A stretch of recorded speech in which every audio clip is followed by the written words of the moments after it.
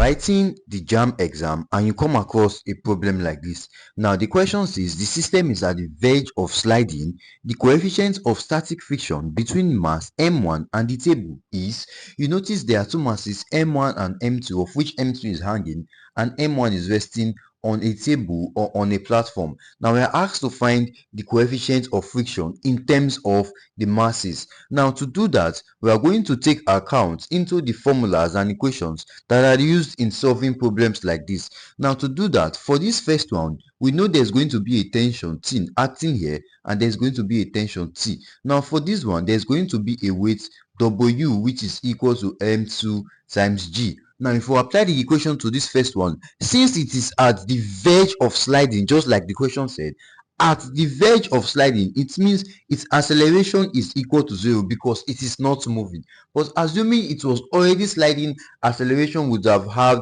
a value. Okay, now since acceleration is 0, it simply means that tension minus the frictional force, which is acting in the opposite direction. Okay, this is static friction. Static friction occurs when the body is at rest, so it's having a tendency to move. So static friction is acting in the other direction. So when we take the equilibrium equation, T minus Fr will be equal to 0. Why is it equal to 0? Because acceleration is 0. If acceleration had a value, it would have been m1 times a. Now we're going to call this equation 1. Coming here again, since it is sliding or tending to slide in this direction, it means that the weight, which is m2g, is pulling the tension, and the weight minus the tension is equal to 0 as well. Now we can make T the subject from this equation 1. It simply means that T is equal to the frictional force. Substituting into equation 2, we are going to have m2g minus frictional force is equal to 0.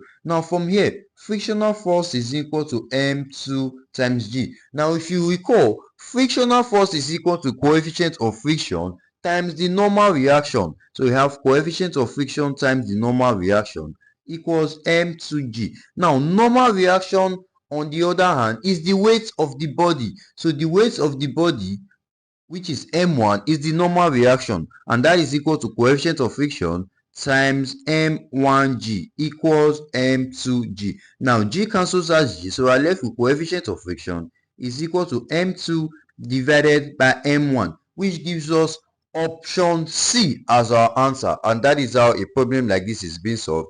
Do well to like, share with your friends, and follow for more problems like this.